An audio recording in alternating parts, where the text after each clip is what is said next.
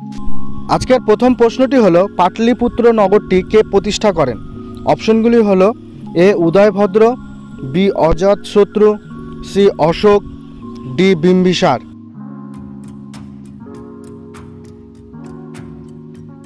সঠিক উত্তরটি হবে এ উদয়ভদ্র।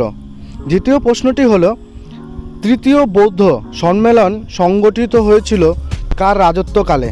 অপশনগুলি হলো এ অশোক, বি বিন্দুসার, সি অজাতশত্রু, ডি কনিষ্ক।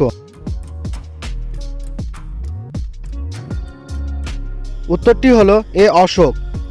তৃতীয় প্রশ্নটি হলো হরপ্পা সভ্যতার পৃথিবীর প্রাচীনতম বন্দরের নাম কি?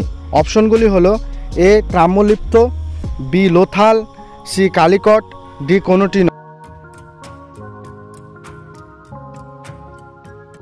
উত্তরটি হবে বি লোথাল। চতুর্থ প্রশ্নটি হলো হরপ্পা সভ্যতা কোন নদীর তীরে গড়ে উঠেছিল?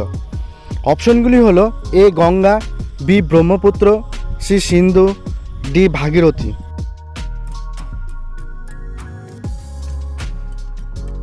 উত্তরটি হলো সি সিন্ধু।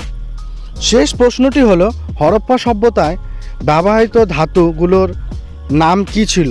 অপশনগুলি হলো এ তামা টিন, বি তামা লোহা, সি টিন লোহা, ডি লোহা নিকেল।